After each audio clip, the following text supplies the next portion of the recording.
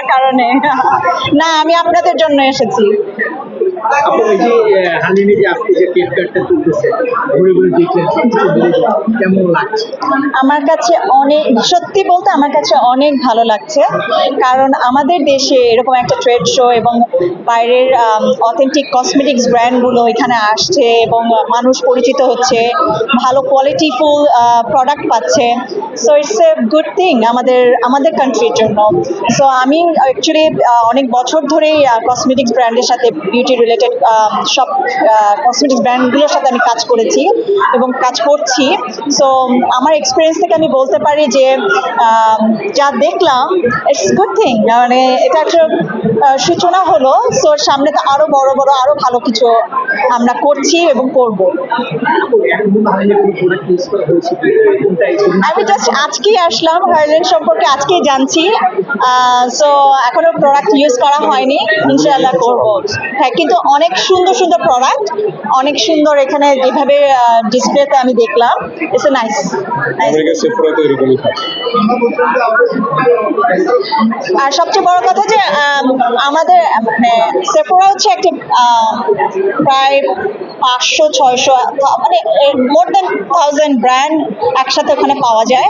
আমার মনে হয় হার্লেন সেম জিনিসটাই করতে যাচ্ছে, যে সব ব্র্যান্ডগুলো একসাথে এখানে পাওয়া যাবে, ভালো ভালো প্রোডাক্টগুলো এখানে পাওয়া যাবে। সো যারা ক্রেতারা আছেন তারা অনেক সুবিধা পাবেন এখানে এসে, তারা তাদের প্রয়োজনীয় প্রোডাক্টগুলো তারা খুঁজে পাবেন। So it's a good thing. আপু আপনি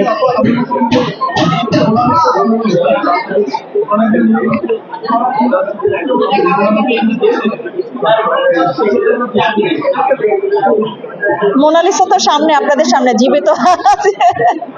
সো হ্যাঁ, আপনারা তো এই কারণে তো আসা।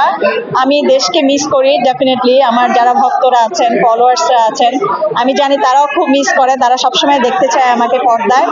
সো এই কারণে আসা। সো ইনশাল্লাহ দেখা যায়। কতদিন পরে আসলেন? আমি কোভিডের আগে এসেছিলাম, কোভিডের পরে আর আসা হয়নি। সো এই কারণে অ্যাকচুয়ালি আমি চিন্তা করেছিলাম যে সবাইকে সারপ্রাইজ দেবো। সো ইমনের সাথে যখন কথা হচ্ছিল তখন ইমন বলে, this is the best time if you can come and just surprise everybody. কতদিনের জন্য আসলেন? আছি আমি, বেশ কিছুদিন আছি। এখন কি কন্টিনিউ আসবেন নাকি না? না, কেন আসবো না, অবশ্যই এটা আমার দেশ, অবশ্যই আমি এখানে আসবো। কোনো কাজের সুবাদে আসা হয়েছে নাকি আপনি? জাস্ট আপনাদের দেখার জন্য এসেছি। আপু সবসময় কাজ কাজ ভালো লাগে না সবসময়। দর্শকদেরকে যে বঞ্চিত করছেন আপনার কাছ থেকে, সরি ভাইয়া। হ্যাঁ, ডেফিনেটলি পাবেন। হ্যাঁ, কিছু কাজের কথা চলছে, দেখি কি হয়। সারপ্রাইজ। এই যে কাজ থেকে আপনি আপনার দর্শকদেরকে দীর্ঘদিন ধরে এই যে বঞ্চিত রাখছেন, এটা কি উচিত হচ্ছে কিনা? উচিত হচ্ছে কিনা? না, উচিত হচ্ছে না। এর জন্য ইনশাল্লাহ এবার বেশি বেশি কাজ করবো যেন তারা মিস না করে। এখন তো আগে তো ইউটিউব বেস হতো, এখন তো ওটিটি কেন্দ্রিক আসছে, গল্পের ভিন্নতা আসছে, সেক্ষেত্রে আমাদের যারা আর্টিস্ট আছে তারা এখন গল্প নিয়ে ভাবারও সময় পাচ্ছে, আর সেক্ষেত্রে নতুন আইডিয়াকে আপনাকে দেখতে পাবো কিনা? সো ওটিটি প্ল্যাটফর্মটা আমি অ্যাকচুয়ালি আমি কাজ করি নাই, কারণ আমার টাইমটা ওরকম ছিল না, ওই সুযোগ আসেনি। এখন সেই সুযোগ এসেছে এবং আমি দেখেছি অনেক সুন্দর সুন্দর কাজ হচ্ছে।